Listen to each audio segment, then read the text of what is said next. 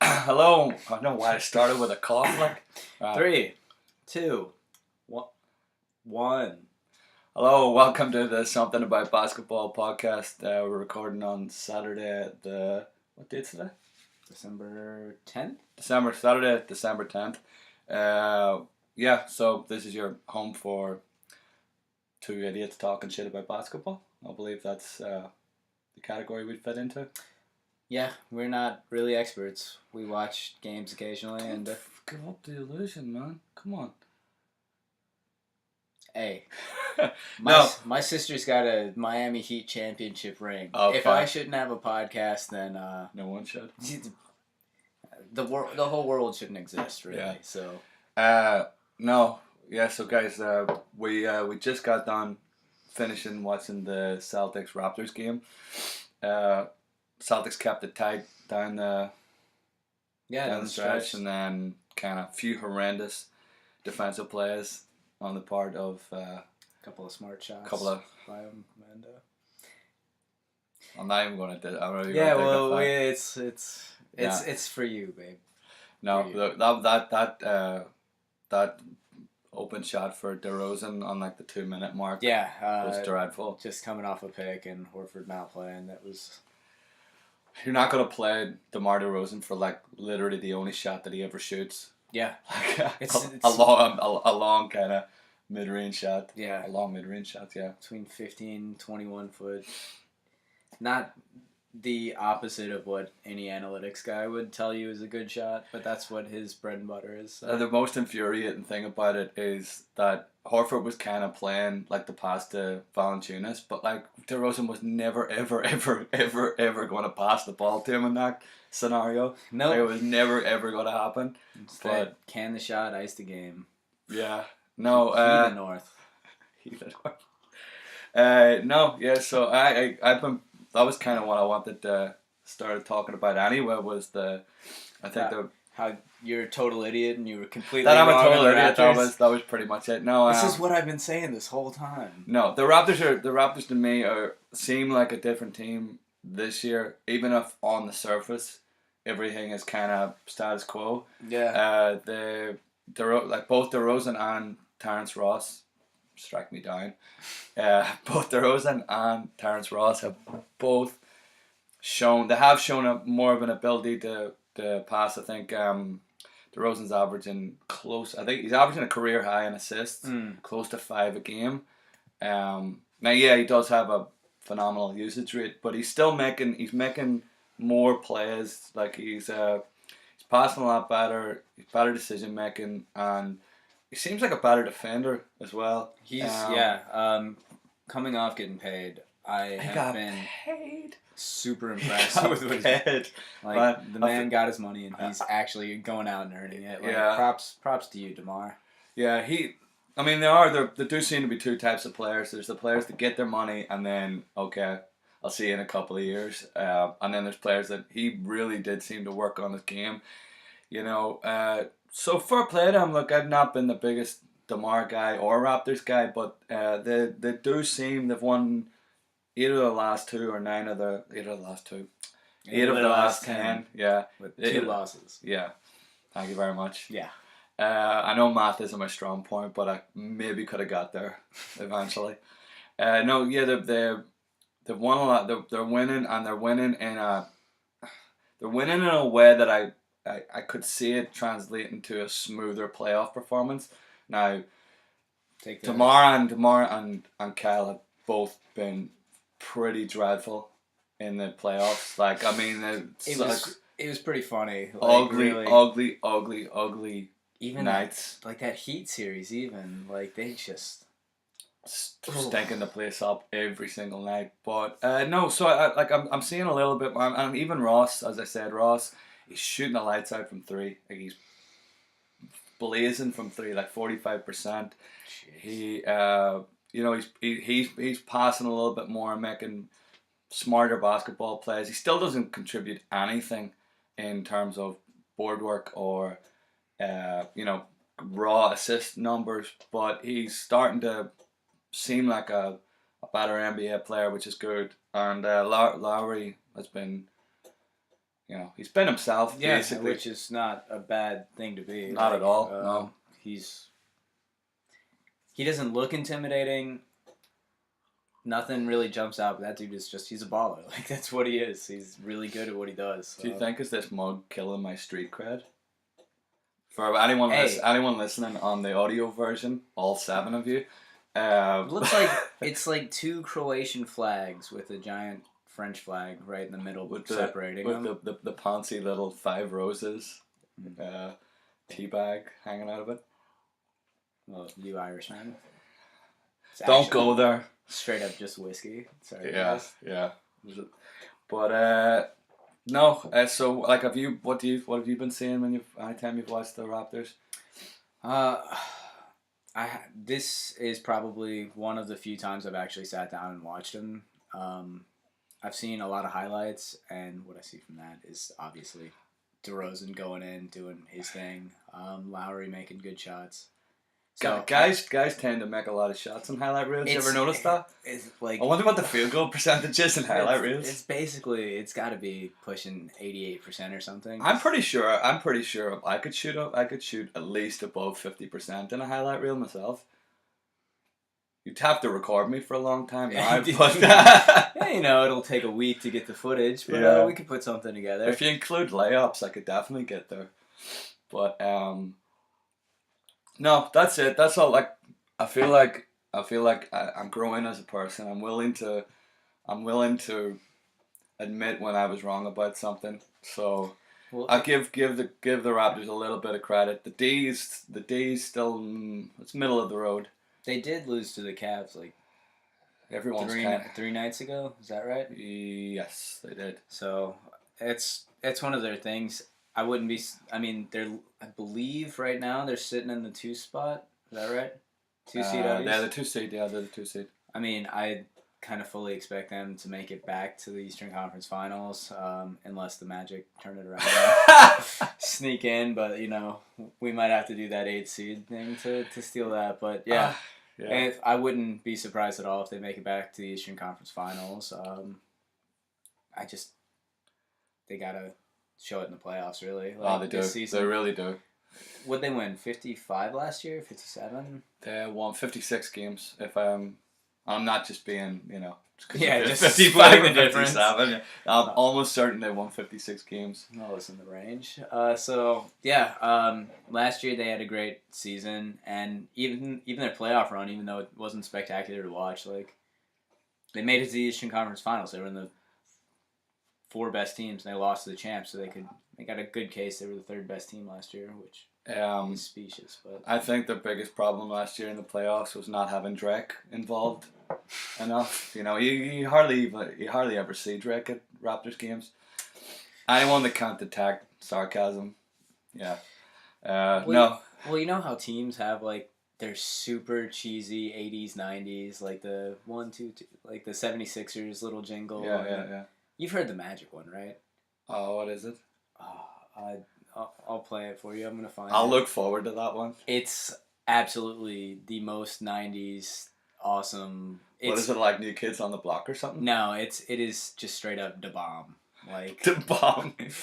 It's the only way I could describe it. No, yeah. I think that they should be. They're going to be up there, the Raptors in the East. Not that they've got a whole pile of competition. The Celtics can really get their shit together. They should make it interesting. But I don't get I don't get why Drake is so famous. And I could be just like showing my age or whatever. But like showing my age, I'm 31 here, Malik. He's in Degrassi, dude. I don't even know what that means. What does that even mean? He was on a middle school drama. Was he not involved with he played a kid Disney? in a wheelchair. Was he in the Disney thing? Yeah, he was on a Disney show. He played a kid in a wheelchair. That is ridiculous. That's how this is like real. This is cool rapper. Rapping raptor. Yeah, this cool rapping raptor. That honestly was not intentional. That's what this is the guy that everyone. The only song I really know off the top of my head is that god awful one about him on his cell phone. You know, you used to call me on my cell phone. He's doing that little, like, that kind of, like, little thing. I know the started from the bottom, now we hear, and that's... I think it's all shit. I don't quite get it really either. I think it's really funny because, again, he... Like, whatever. It's probably the least cool beginnings a person can have. What him, Britney Spears, and let me tell you, dude. Just it's millennials, whatever. Well, because I don't think Justin Timberlake's ever been cool, has he? Like, even to, like, he's been popular, but he's never been, like, would he be considered cool? Yeah, I think so. I mean, is he like, was Michael Jackson cool? Hell yeah, he was cool. But it's like it's a real kind of campy, different style. It's pop star cool, like. Yeah, it's not real cool. Yeah, it's, you know, it's not street cool. It's just... It's not as cool as us two. Gobshites. Clearly. Like... Yeah. Sobering thought. Yeah, talking about teams. What the hell are we talking about? talking about teams that need to prove it in the playoffs. just to kind of wrap this thing back around to basketball. What do you think of the Jazz? The basketball hipster world. Well, I think they need favorite sons. I think they need to make the playoffs first. Like, they really do. It's annoying me now. It's annoying me. They're hot and cold. When they're good, they're good. When they're not good, they're not good. Stunning analysis. Let me just say some words. And, I really hope someone gets all that wisdom recorded. Or not recorded. I want it in a book somewhere. You need to get that on a meme. You realize, if you're good, you're good, and if you're not good, you're not good. I'm a teacher, dude. There's gonna be a generation of, you know, select 100. I'm releasing 100 kids out every year with these nuggets of wisdom deep in their subconscious. The eloquence was just hanging off that, like. When are we gonna start making transcripts for these? We need to start selling books, man. No, so like, but this is the thing. This is the thing that really annoys me about the Jazz, and this runs through like guys on the Ringer podcast, Kevin O'Connor, who I actually quite like. Guys on other podcasts that I've listened to, and they're just constantly harping on about people don't realize how good the Jazz are. But no, I'm gonna tell you, see the Jazz. At the end of the day, you're three games above 500, and they keep saying when they're healthy. But at some point, you have to be healthy and you have to win the games. It's part and parcel of being an NBA team, being a good NBA team is being available. Yeah. Who gives a crap? Bradley Beal, if he could play 36 minutes a game, 82 games a season, the whole narrative around the Washington Wizards is different, in my opinion. Well, but but I mean, like, the rest of the team's horseshit. Yeah. But what I mean is, like, it makes a difference. It would make a real big difference to the last 2 seasons if he could play those minutes and play it for 82 games. I mean, he hasn't broken down quite this. No, I don't even want to talk about Bradley Beal. I'm just ranting on the fact that it annoys me that people keep harping on about what they could be. They have to prove it. So you just win, like, get healthy and win the games, because that's part of it. That's what annoys you about the Jazz. That's what annoys me about the Jazz. It's not even the Jazz. Like, it's not their fault. Like, it's not the players' fault, kind of. But like, it's the people following them. And these obnoxious basketball hipsters that have to keep harping on about everything. It's the same people who anointed the Timberwolves as a playoff team, and that's working out like real well. Like, I mean, I know it possibly could have happened. Like, there's not, but this has been an ongoing thing with the Jazz for a couple of years, almost 3 years, where people keep on saying they're better than their point differential. When they're healthy, they're XYZ. But the point differential hasn't been reflected in the win column. B, they haven't been able to get healthy. So what the hell are we talking about here? West Coast 76ers? Yeah. I don't know. I just had to get that out of my... While we're picking on poor little Utah, who've done nothing but be super sweet to everybody, why the hell are they still the Jazz? I don't know. Give it back to New Orleans. What would they be called? Like the Utah Mormons? I mean, they had that's literally the only thing. I know they've got a lake, and I know they've got Mormons. That's about as far as my Utah knowledge goes. I mean, they had an Olympics there, so they could do... What? I mean, what about the Mountaineers? It's shy. That's awful. The Mountaineers. The Utah Jazz. Jazz, the whitest place in the world I know, that hates jazz music. People can't drink. But I don't even think, whenever I hear Utah Jazz, I don't even make the whole jazz music connection. It's like separate from jazz music to me. It's just the name of this team.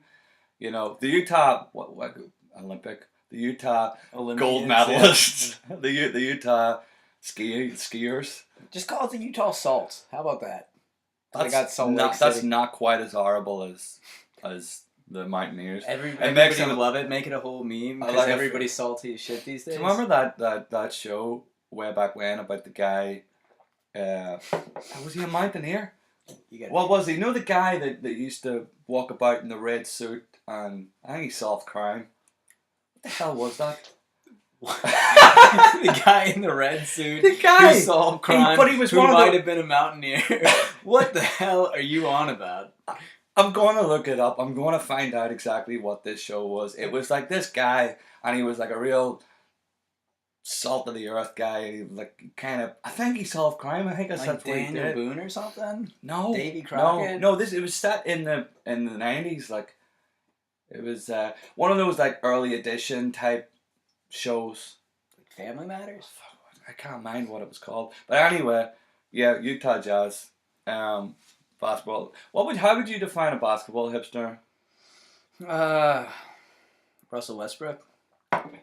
No, I don't mean. I mean the fans. Like if you were gonna call someone a basketball hipster, what would you call them? I know you're not on social media really, so you maybe don't get exposed to this menace as often as I do. But I would say analytics would be a huge part and parcel to the identity.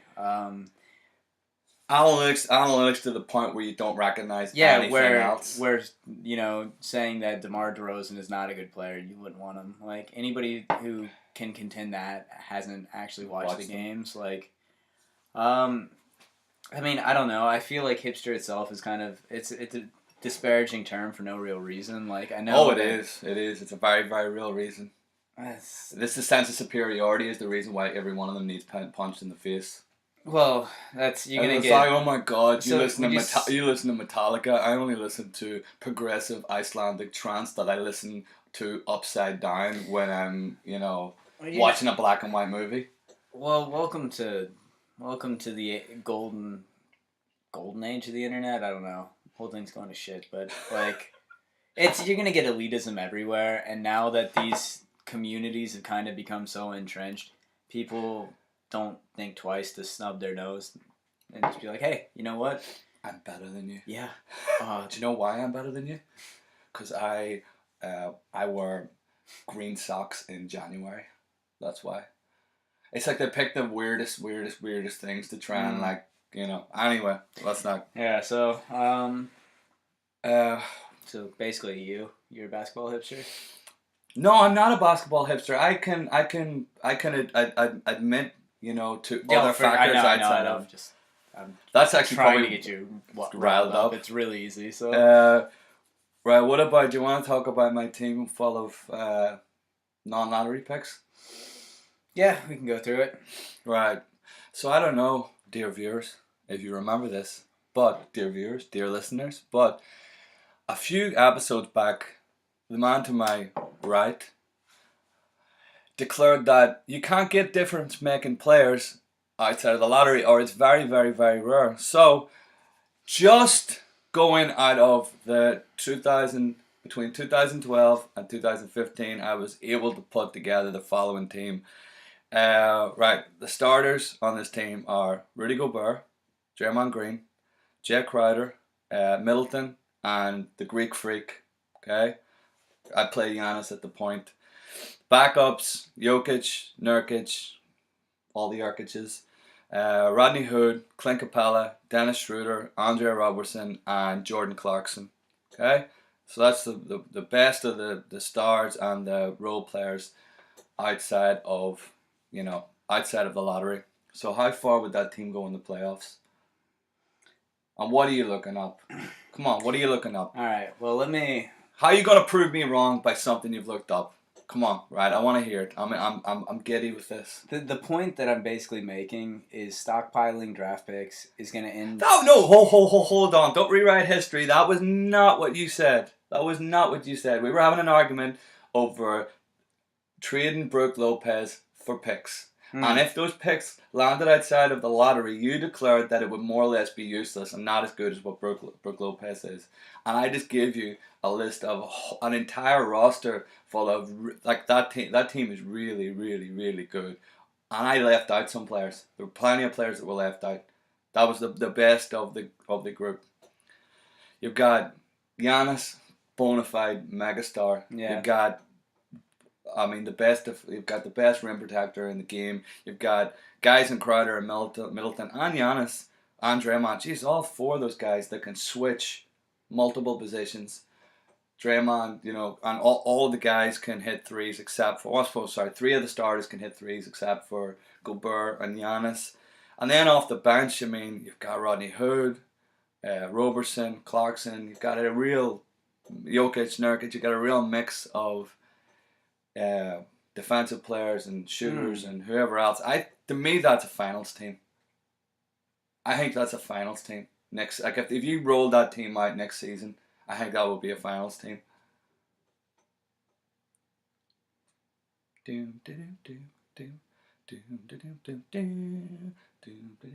Yeah. What's the main weakness in that team? Because there really isn't one.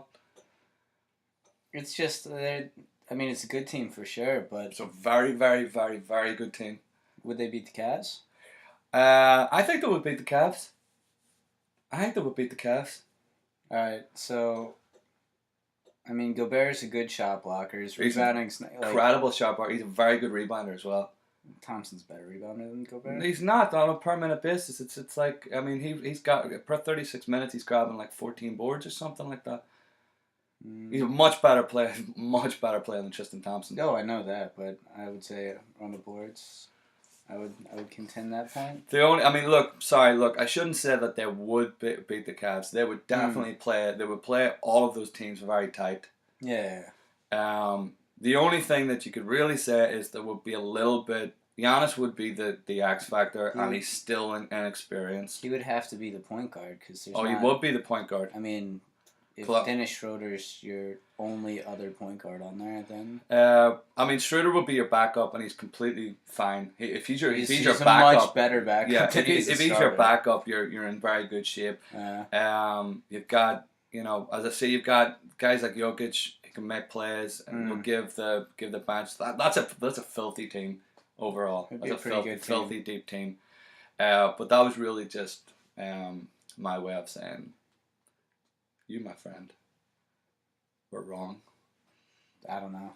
I still think you see what 76ers has done, and you look at drafting. Timothy Luwawu, and it's just bad drafting. They've had so many picks, and they've turned it into so little. I guess. They've got Ben Simmons, Embiid, Noel, Okafor.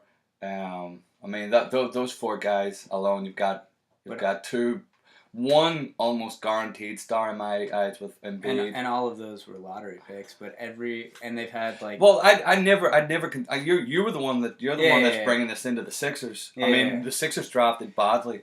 This is a good one. I heard on. It might have been True Hoop, I think. I heard it. They were talking about, it was a question from a viewer that said, where could you see Sam Hinkie landing?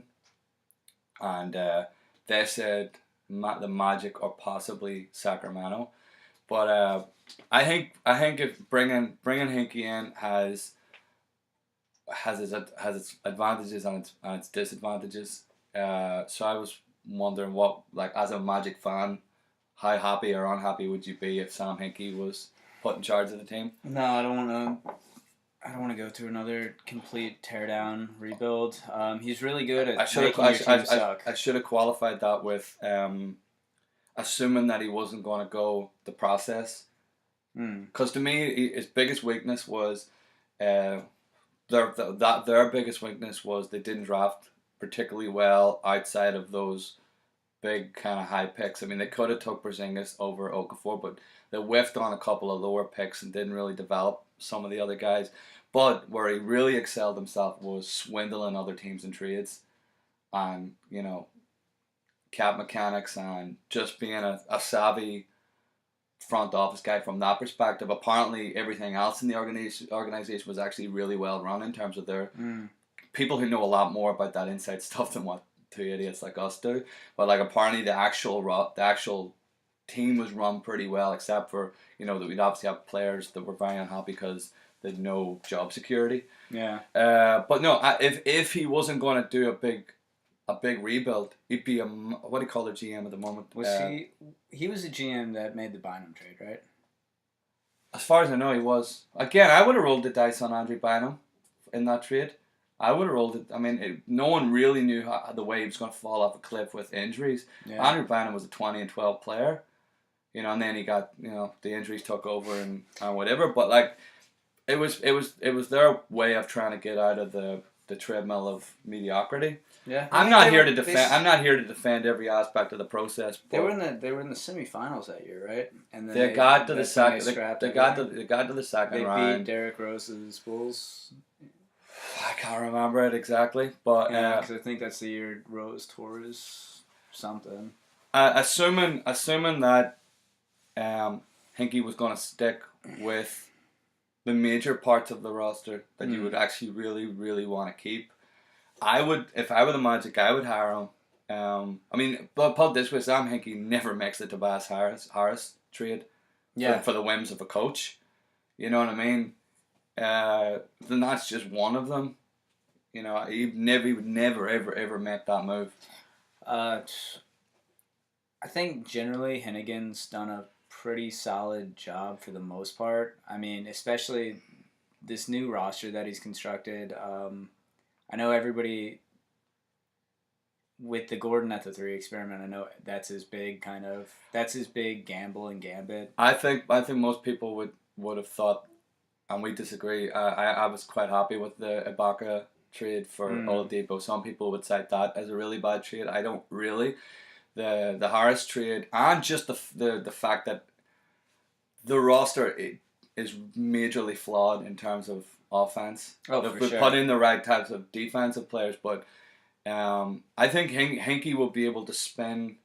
He would be able. The one thing you can't take. I mean, maybe some other GMs wouldn't want to work with him.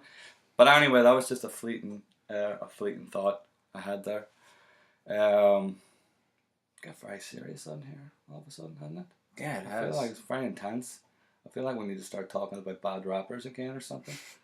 Yeah, I don't know what the mood shift is from, but. Well, I never got the chance to tell you how I really got into basketball. I just want to take a trip down memory lane here. All right. So if you switch Stephen Curry with Chris Paul. Which team do you think would win the championship? I think that both it would be very interesting. Both lose to the Cavs? No. LeBron? No. Woo! He's the king, dude. I think that Stephen Curry would Stefan. When I see the name in my head, I automatically go to say Stephen. But anyway, Stephen Curry would transform the Clippers. Their offense is very, very, very good, but it's elite. Sorry, not very, very good. But he would he'd seriously transform their spacing issues. I mean, when he's on the court and just the way that teams have to contort themselves. If you're running, sometimes when they're running pick and rolls, they're practically at the halfway line. And you have to guard that shot. It would just Blake would become much more dangerous. Making plays in that space, and obviously then DeAndre, and then there would be a knock-on effect of if Redick is the shoot. Redick's like 48% or something, isn't he? He's ridiculous. Yeah. He becomes even frighteningly more dangerous. Bam Moute is not as much of a liability because of what we're talking about. And also, just from a chemistry standpoint, there is an argument to be made that Chris Paul, with his brow beating and his his theatrics and all that crap, is bit of a chemistry buzzkill.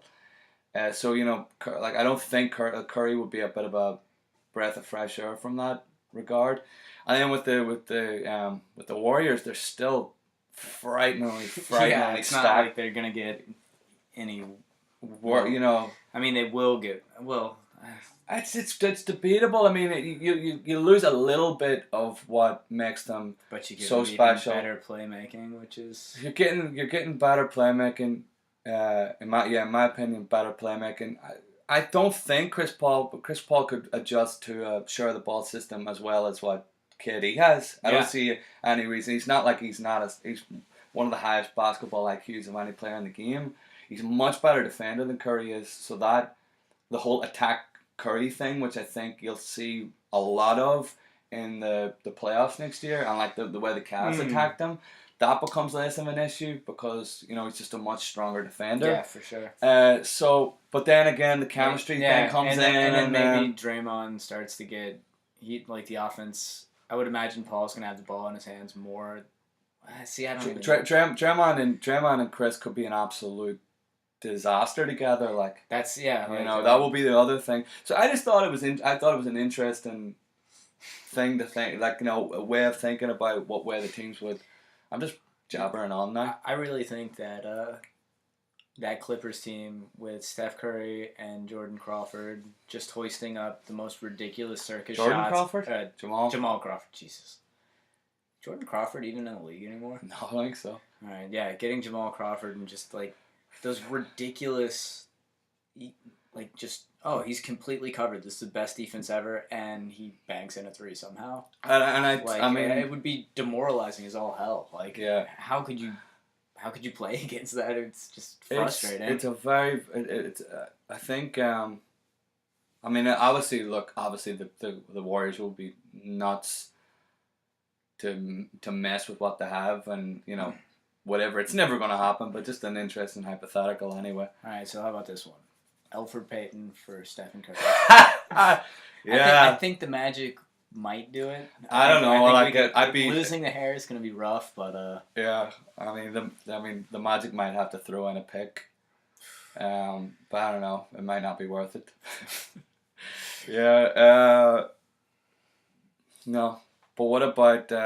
I've made a few notes on Defensive Player of the Year. I narrowed it down to 3 main candidates. Did you have a chance to think about if you would go with one of those guys or another person? Four I put on this. I made a little table. Did you see that? Are you impressed by that? Yeah. No, the 4 guys that I put down, out of respect, I put Kawhi Leonard down, even though he has not. His defense has dropped off. It's dropped off a bit this year. Spurs have lost 5 games, and it's reflected in the numbers. But not. I mean, we'll get into it. Yeah, no, it's just compared to last year when they. What did they finish at last year? 67 or something like that. Yeah, like absolutely ridiculous. For them to not even have made it to 2017 with 5 losses is The 4 guys are Gobert, Kawhi Leonard, Draymond, and Giannis. Yeah. I don't think a lot of people are thinking of Giannis in that bracket, but so the 3 main statistical categories I looked at were defensive box plus minus, defensive rating, and defensive win shares. Now Gobert comes in at 5th in box plus minus, 6th in defensive rating, and 3rd overall in defensive win shares. Draymond is 4th in defensive box plus minus, 10th in defensive rating, and 9th in win shares. Giannis is 1st in box plus minus. He's 1st in defensive rating, and he's 5th in defensive win shares. And yeah, no, well, I'm going to put it down. But then Kawhi, you look at Kawhi. Kawhi's not ranked in either box plus minus or defensive rating, and he's 16th in defensive win shares. Utah have the 6th overall defense, 11th for the Spurs, and the Warriors and the Bucks are actually tied for 8th. I think a lot of this debate really comes down to what you value. You know, Yeah. what do you value more? Is versatility? Where does versatility rank? Because if so, then Giannis and Dre are both gonna get. I think that versatility is more important than just being a strict lockdown defender like Kawhi or being a, you know, Gobert can't switch out on the smaller guys and stuff, but he's mostly a he's gonna be down in the paint. Whereas. Yeah, it just depends on what you value, and we've still got a long ways to go. I think what all of them have done is pretty impressive, and I mean, I wouldn't be surprised if at the end of the year Kawhi comes back and Yeah, I think it's to me. Look, it's not. He's took on so much of an offensive burden now that it's gonna be difficult to really maintain that same kind of defensive intensity. I mean, Kawhi. He has trouble being switched on to bigger players. You know, in the same way that Draymond doesn't, because Draymond and his lower body strength is just ridiculous. He's very difficult to move, even for really big guys. You're gonna make a nut-cracking reference, aren't you? I could see it. You wanted to, didn't you? No. But I think through 20 games, it would come down to Giannis and Draymond. My friend Looney is, I've said before, the biggest Draymond hater in the world. So he's probably like tearing his hair out that I would say the Draymond over Gobert.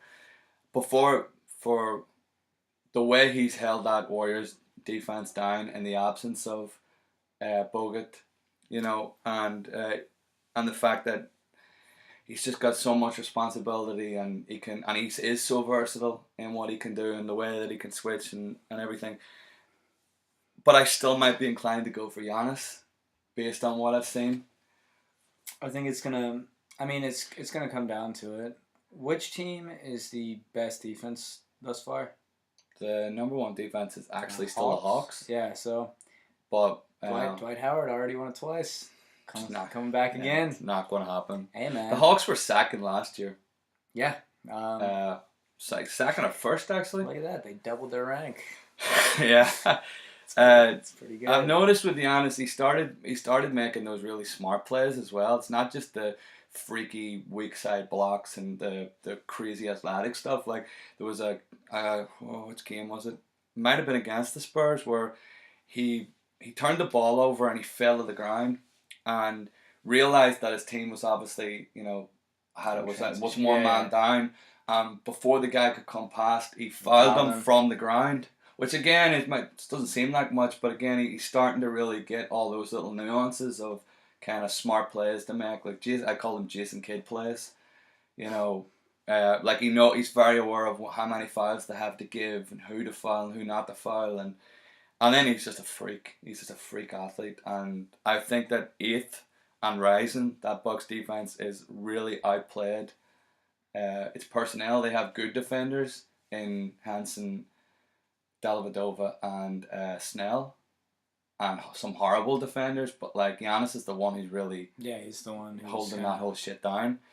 So there's no, in my opinion, there's no real wrong answer between those three. Although, as I said, my friend will obviously berate me and tell me that I am wrong for putting Draymond above. The wrong answer, clearly, James Harden. Harden's top 10, obviously, but I don't think he's quite. I think he's quite ready for that kind of a jump. Yeah. So, anything else you want to talk about that you had in your head? That was the smoothest transition. What is this? Phil Jackson is an idiot, and if the Lakers end up bringing him in to replace Jim Buss, they're even bigger idiots. Cause they are. There's that I hate Phil Jackson. I hate him. He's such a dick. It's like I hate him. Like he's the most overrated person in basketball. You gotta mellow out, dude. I don't have them. That was terrible. Right, look, this is a statement, and you probably heard this. But right, Carmelo, and I want you to really listen to the language here. Carmelo, a lot of times, I'm gonna read it in a very polite voice. Carmelo, a lot of times, wants to hold the ball longer than we have a rule. If you hold it past 2 seconds, you benefit the defense. So he has a little bit of a tendency to hold it for 3, 4, even 5 seconds. And then everybody comes to a stop. Jackson said in an interview with CBS that aired Tuesday, "That is one of the things we work with. But he's adjusted to the triangle. He knows what he can do, and he's willing to see its success." He's an idiot. He's an idiot. Like, it's not your offense. You're the general manager. You put the stuff together. It's Jeff Hornacek's.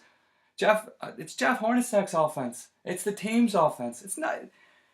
Well, like, it's such legacy baiting. He wants them so bad. He doesn't. I think he would rather the team would.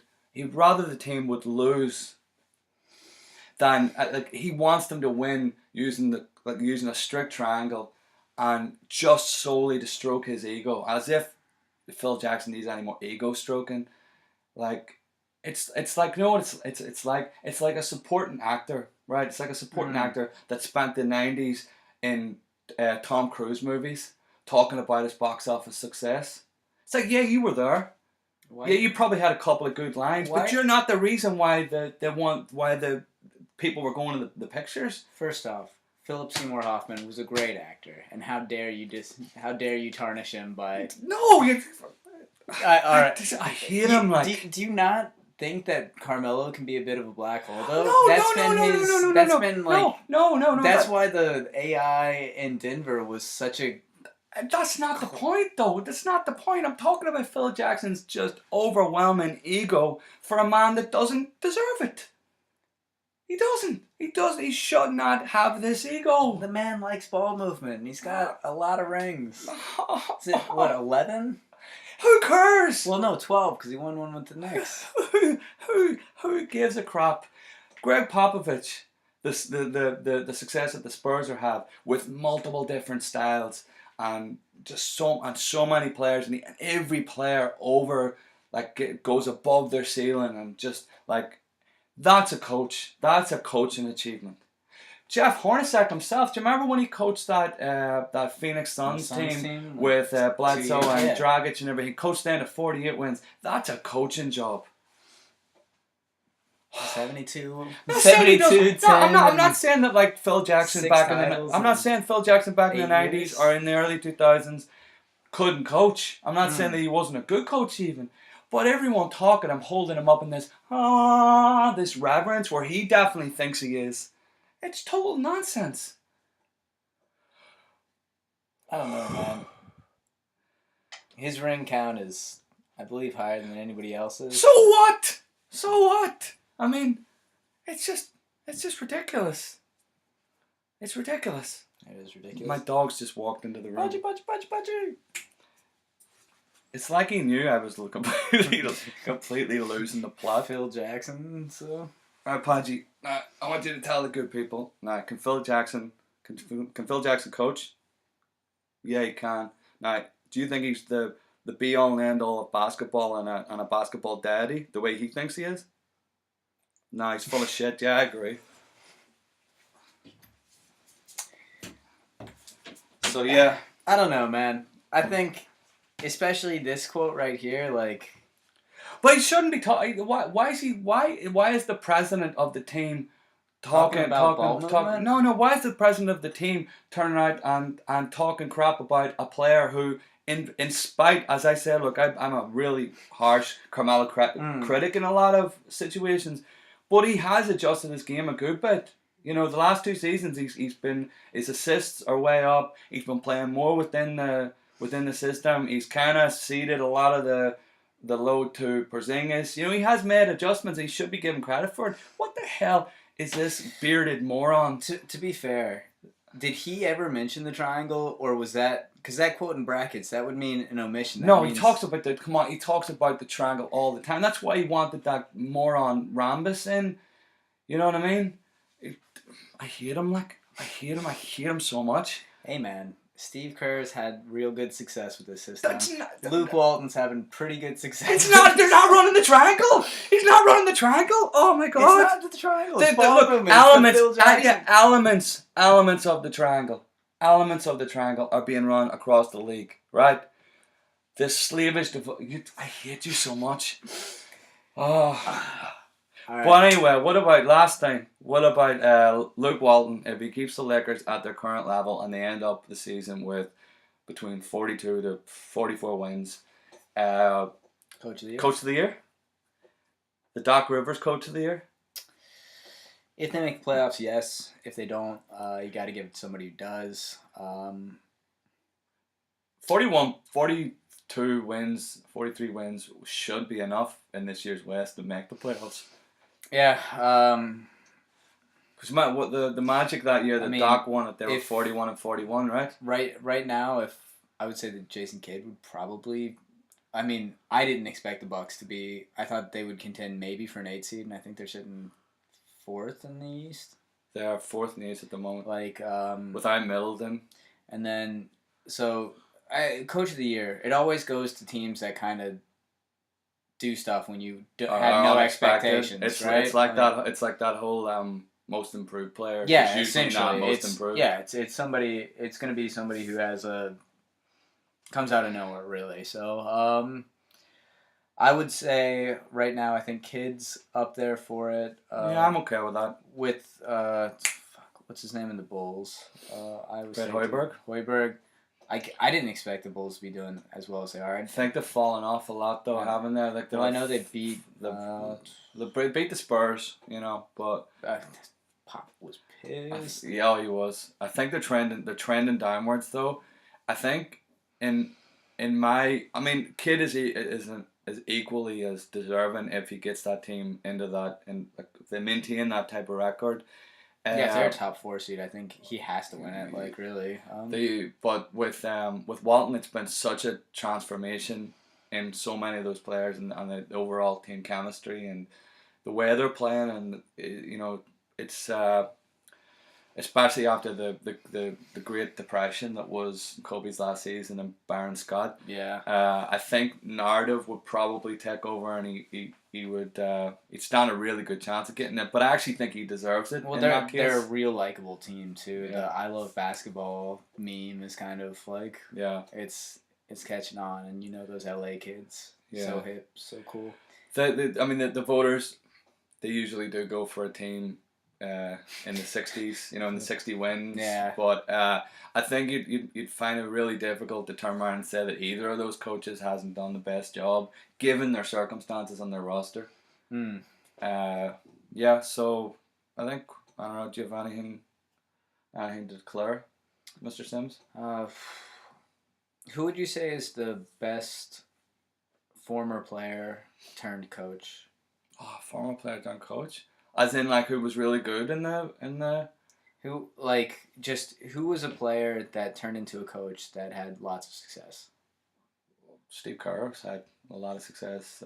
Doc Rivers has had a lot of success. It's Phil Jackson. On that note, we're going to end this before I completely lose my head again. Guys, if you've listened this far, appreciate it, and if you could... again, subscribe, hit us a like.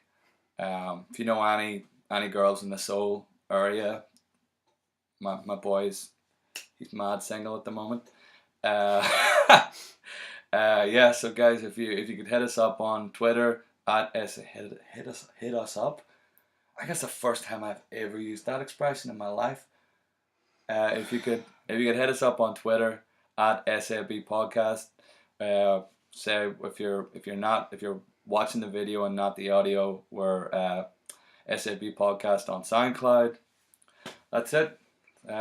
See you guys when we see you. What? If you're watching the video but not... If you're watching the video and not listening on SoundCloud. Okay. That made perfect sense. Alright guys, thanks very much. Yeah, take it easy guys. Alright. Merry Christmas. Merry Christmas. Yeah, shit, we're gonna do 2 more before Christmas. Oops, happy Kwanzaa or something? Yeah, Hanukkah. Happy shopping for Christmas. Ugh, that's never a happy thing. No. Catch you guys later. See ya.